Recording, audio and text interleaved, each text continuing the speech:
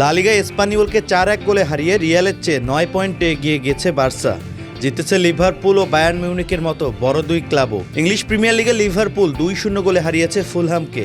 এদিকে বুন্দেসলিগায় সেন্ট পাউলিকে 5-0 গোলে হারিয়ে গোলের নতুন রেকর্ড গড়েছে বায়ার্ন মিউনিখ। ঘরের মাঠে ফেরান তোরেসের জোড়া গোলেই 25 মিনিটেই 2-0 গোলে এগিয়ে যায় বার্সেলোনা। 56 মিনিটে এসপানিওল একটি গোল শোধ করে চাপে রাখে স্বাগতিকদের। তবে 87 ও 89 2 মিনিটের ব্যবধানে লামিনে ইয়ামাল ও মার্কাস রাশফোর্ডের গোলে 4-1 গোলের জয় নিয়ে মাঠ ছাড়ে কাতালান ক্লাবটি। 31 ম্যাচে 79 পয়েন্ট হ্যান্সি ফ্লিকের দলের, সমান ম্যাচে 70 পয়েন্ট চিরপ্রতিদ্বন্দ্বী রিয়ালের।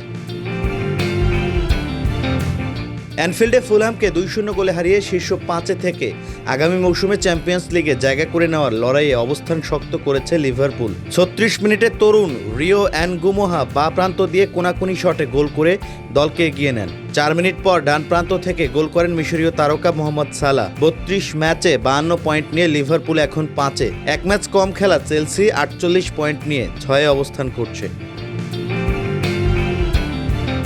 5-0 গোলের দাপুটে জয়ে বুন্দেসলিগায় নতুন ইতিহাস গড়েছে বায়ার্ন মিউনিখ।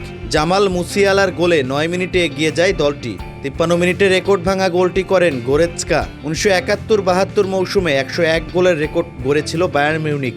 লিওন গোরেৎস্কার গোলেই 102 স্পর্শ করে সেই পুরনো কীর্তি ভেঙে দেয় বাভারিয়ানরা। 3 মিনিট পর ব্যবধানটা 3-0 করেন মাইকেল ওলিসে। 65 মিনিটে চতুর্থ গোলটি করেন নিকোলাস জ্যাকসন।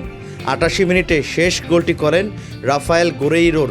29 ম্যাচের 24টিতেই জেতা বায়ার্নের পয়েন্ট 76। 84 পয়েন্ট নিয়ে দ্বিতীয় স্থানে বরুসিয়া ডর্টমুন্ড।